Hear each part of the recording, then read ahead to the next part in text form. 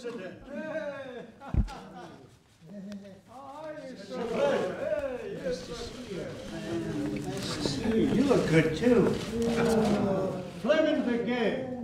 Very good. Fleming Begay was one of the co-chairmen for Trump president. I know that. Yes. You know the brigade? You don't know the brigade? Yeah. Right. Great champion. A golfer, right. Great champion. Thank you. Wonderful, in fact, wonderful. Thomas H. Wonderful. Very good. Come on. Thomas. Go ahead. You go ahead if you'd like to do. I like that.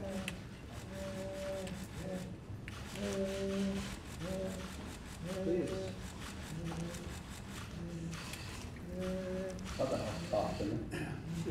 You want to sing? You want to sing? You want to sing? Oh, yeah, okay. Thank you, Honorable President of this great United States of America, President Trump. Thank you for inviting us, Navajo Code Talkers, to the Capitol and to the White House of this great nation we call United States. Today, we have with us 3 of the 13 surviving Navajo Code Talkers of World War II. First, we have Fleming Begay. Fleming Begay is 97 years old, the older veteran of World War II. He survived the Battle of Tarawa. His landing craft was blown up, and he literally had to swim to the beach to survive. Also, on Saipan, he also landed on Tinian, where he got shot up real badly. Survived 1 year in Naval Hospital. We have Thomas Begay, also one of the Code Talkers who were on Iwo Jima, a tough battle. Quad 3 Marine Division landed on Iwo. 5th Marine Division, he was a part of the Code Talkers within the 5th Marine Division. Also, as if Marine Corps was not enough, he enlisted to be United States Army, served in the Korean War, survived that awful battle at Kosan. My name is Peter McDonald. I'm the president of the 13 surviving Navajo Code Talkers. I went in, I'm 90 years old. I went in when I was 15 years old in early 1944. I was with the 1st Marine Brigade on Guam, and then went on to North China with 6th Marine Division to get those Japanese in northern China to surrender. They didn't want to surrender, but it took 1st Marine Division, 6th Marine Division to get them to surrender. Eventually, we had a separate treaty ceremony in Tsingtao, China, October 25th, 1945. Navajo Code Talkers. In the early part of World War II, the enemy was breaking every military code that was being used in the Pacific. This created a huge problem for strategizing against the enemy. Eventually, a suggestion was made in early 1942, February 42 essentially, to use Navajo language as a code. Marine Corps recruited 29 young Navajos, not telling them what they are being recruited for, because this was a top secret operation. They were just asked, you want to join the Marines? You want to fight the enemy? Come join the Marines. So they volunteered. 29 young Navajos joined the Marines in 1942. after going through boot camp, past boot camp with flying colors, combat training, the same thing, then into Marine Corps Communication School. Past that, then they were separated from all the rest of the Marines, took them to a top secret location just east of San Diego, Camp Elliott. That's where they created a military code to be used in the Pacific. After creating 260 code words, the 29 young Marines, half of them were sent overseas to join the 1st Marine Division. 1st Marine Division was getting ready to go on the first offensive movement in the Pacific, Guadalcanal. On August 7, 1942, 75 years ago, 1st Marine Division hit the beach on the beaches of Guadalcanal with 15 Navajo code talkers.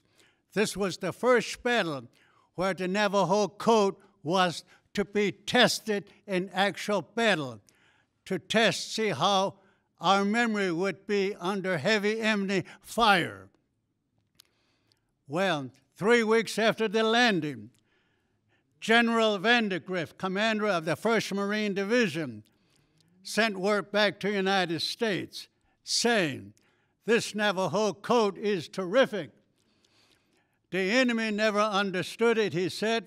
"We don't understand it either, but it works. Send us some more Navajos." So that opened up the gate for the United States Marine Corps San Diego to start recruiting more and more Navajos, using the same tactics. You want to fight, you want to join the Marines, you want to wear this beautiful blue uniform, come join the Marines. So we all volunteered. That's how he went in, that's how he went in, that's how I went in. Boot camp, combat training, communication school. Then we all get separated, go to that special top secret Navajo code school to learn the code. Initially, 260 code words, all subject to memory only. Eventually, by the time the war ended, 1945, there were 400 of us that went to war. And also code words grew to 600 code words subject to memory only. In every battle, 2 communication networks were established. Navajo Communication Network for all top secret confidential messages. The second network, English Network, for all other messages. In every battle, from the frontline beach command post, command ship, all other ships, code talkers were used. On the island of Iwo, Major Connor said, the first 48 hours of battle, over 800 messages were sent by the 5th Marine Division only. The first 48 hours, over 800 messages. Major Connor also said, without Navajo, Marines would never have taken the island of Iwo Jima.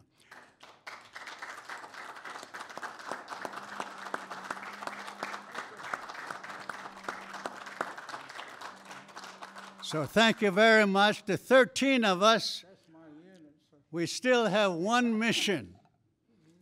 That mission is to build National Navajo Code Talker Museum. We want to preserve this unique World War II history for our children, grandchildren, your grandchildren, to go through that museum. Why?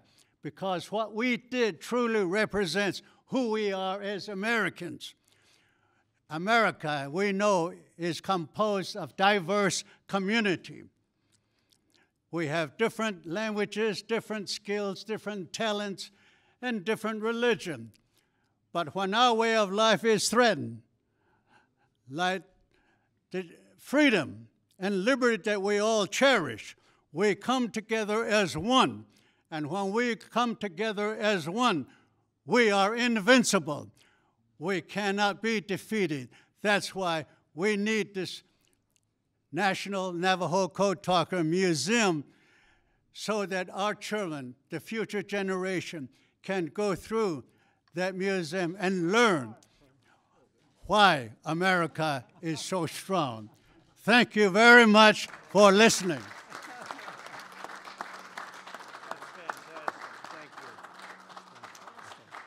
That's fantastic. Thank you very much. Beautiful. Yes. That was so incredible, and now I don't have to make my speech. I had the most beautiful speech written out. I was so proud of it. Look. And I thought you would leave out Iwo Jima, but you got that in the end, too. And I want to tell you, you said you're 90 years old? That's great, because you have good genes. That means the press has got me to kick around for a long time. That was beautiful. I love that, and I loved your delivery. And the Code Talkers are amazing. And seriously, it is what I said. So what I'm going to do is give you my speech, and I want you to hold that. And I know you like me, so you'll save it. But that was so well delivered from the heart. That was from the heart. Yes. So I want to give you this speech because I don't want to bore them with saying the same thing you just said. And you said it better, believe me, because you said it right from here. And I mean it from there, too. And you have a lot of great friends. Tom Cole is here, and you know Tom, and you know Jeff. So I want to thank you both, Jeff Dunham. I want to thank you both for being here, and you two for being here.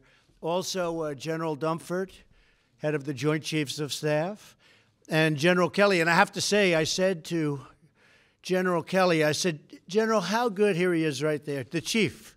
He's the general and the chief.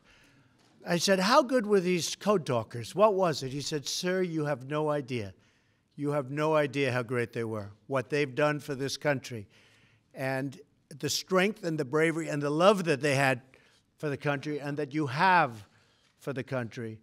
So that was the ultimate statement from General Kelly, the importance. And I just want to thank you because you're very, very special people. You were here long before any of us were here, although we have a representative in Congress who they say was here a long time ago. They call her Pocahontas. But you know what? I like you because you are special. You are special people. You are really incredible people. And I have to, from the heart, from the absolute heart, we appreciate what you've done, how you've done it, the bravery that you displayed, and the love that you have for your country. Tom, I would say that's as good as it gets, wouldn't you say? That's as good as you get. General Kelly, just come up for 1 second. I want to just have you say what you told me a little bit about the Code Talkers, because it really has been learning about you and learning about what you've done has been something that I'd like General Kelly to say to the press. Go ahead, General.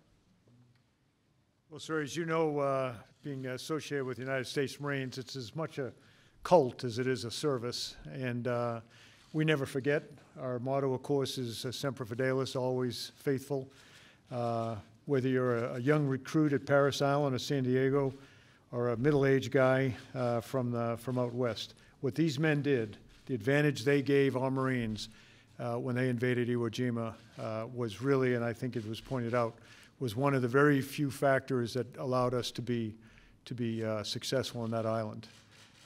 Their ability to outwit the Japanese, who were, listening to this wonderful language and had no idea that a language like this existed on the earth. What they did, very small number of men, sir, made the difference. We lost 6,000 Marines and 25,000 wounded on that island in 28 days of battle.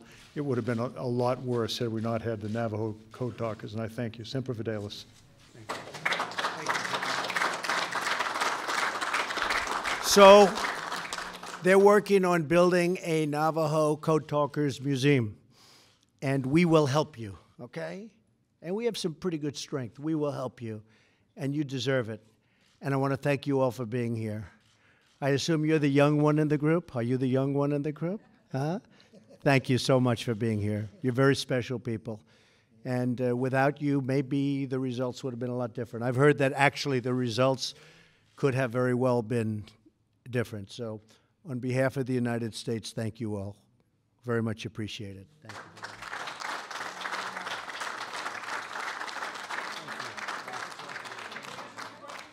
Mr. President, we know you'll succeed. America is in good hands. You have all top Marine Corps generals as your assistants here. So we know that we're in good hands. What a group. This is a great group. Thank you all very much. Thank you. I think the tax bill is going very well. We had a meeting on it today. It's going to be a tremendous tax cut, the biggest in the history of our country. You'll have to pay a lot less tax. That's okay. But we're going to have a tremendous, I think we're going to have great receptivity. We've had great spirit. And I will tell you, the Republican senators were up. If we win, we'll get some Democratic senators joining us. If we don't win, they won't be joining us. You understand that. But if we win, I think we'll probably have a bipartisan bill, meaning a number of people are going to come over. But I'm not so interested in that. We're really interested just in getting it passed. Again, it will be the biggest tax reduction in the history of our country. It'll bring jobs. It'll bring a lot of income coming into the country, buying product, et cetera. And I think it's doing very well. Okay? No, I think we're going to have really, I think it's, actually, I think it's going to benefit everybody. It's going to mostly benefit people looking for jobs more than anything else because we're giving great incentives. And we're going to be bringing back into this country probably in excess of $4 trillion, $4 trillion. That's outside of the country that right now, because of our tax laws, can't come back in. And we will be bringing back at least, I think the number will be substantially higher, but at least $4 trillion, which will immediately be put to work in this country. So I think the tax bill is doing very well, and I think the Republicans are going to be very proud of it. Thank you. Thank you.